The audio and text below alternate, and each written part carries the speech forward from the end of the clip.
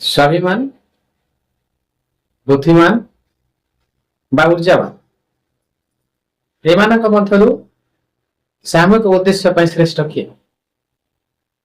ନିଜେ ବଞ୍ଚି ଅନ୍ୟକୁ ବଞ୍ଚାଇବାର କୌଶଳ ହିଁ ବୁଦ୍ଧି। ଅନ୍ୟର ସରଳତା କିମ୍ବା ସହନଶୀଳତାର ସୁଯୋଗ ନେଇ ଶୋଷଣ କରିବା, ଅତ୍ୟାଚାର କରିବା, ଲାଭ ଉଠେଇବା ଏ ଚାଲାକିର ରୂପ ନୁହେଁ। ବରଂ ସେ ବ୍ୟକ୍ତି ନିଜ ମନ କା ପୁରୁଷ, ସଂସ୍କୃତି ବିହୀନ ଲଗାମହୀନ ଘୋଡ଼ା ସଦୃଶ୍ୟ। ଲଗାମହୀନ ଘୋଡ଼ା ସଦୃଶ୍ୟ। ସରଳତା କିମ୍ବା ସହନଶୀଳତା, ସରଳତା କିମ୍ବା ସହନଶୀଳତା ନିର୍ବୁଦ୍ଧିଆର ପରିଚୟ ନୁହେଁ, ବରଂ ପ୍ରେମର ସହିତ ବାସ୍ତବରେ ଆଲିଙ୍ଗନ କରିଥାଏ। ଆପଣମାନେ ବିଚାର କରନ୍ତୁ, ଆଜିର ସମୟରେ କାହାକୁ ଆମେ ବୁଦ୍ଧିଆ କହୁଛୁ, ବୁଦ୍ଧିମାନ କହୁଛୁ, ଆଉ ସେ ବୁଦ୍ଧିମାନ କେତେ ବଡ଼ ପାପୀ ବା କେତେ ବଡ଼ ଶୋଷଣକାରୀ ବୁଦ୍ଧିଆର ପରିଚୟ ଦେଇ ସମାଜକୁ ବିଶୃଙ୍ଖଳିତ କରିବା କେତେ ବଡ଼ ମହାନ କାର୍ଯ୍ୟ। ଆପଣମାନେ ହିଁ ବିଚାର କରନ୍ତୁ। ଧନ୍ୟବାଦ।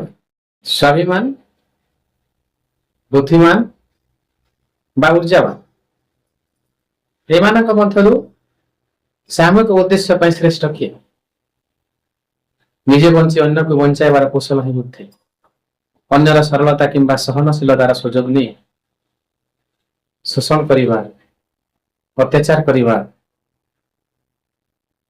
ଲାଭ ଉଠେଇବା ଏ ଚାଲାକିର ରୂପ ନୁହେଁ। ବରଂ ସେ ବ୍ୟକ୍ତି ନିଜ ମନ କା ପୁରୁଷ, ସଂସ୍କୃତି ବିହୀନ ଲଗାମହୀନ ଘୋଡ଼ା ସଦୃଶ୍ୟ। ଲଗାମହୀନ ଘୋଡ଼ା ସଦୃଶ୍ୟ। ସରଳତା କିମ୍ବା ସହନଶୀଳତା, ସରଳତା କିମ୍ବା ସହନଶୀଳତା ନିର୍ବୁଦ୍ଧିଆର ପରିଚୟ ନୁହେଁ, ବରଂ ପ୍ରେମର ସହିତ ବାସ୍ତବରେ ଆଲିଙ୍ଗନ କରିଥାଏ।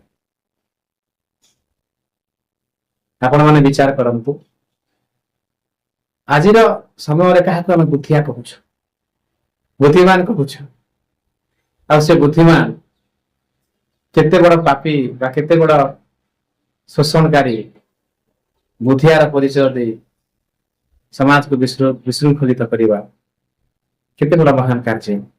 ଆପଣମାନେ ହିଁ ବିଚାର କରନ୍ତୁ। ଧନ୍ୟବାଦ।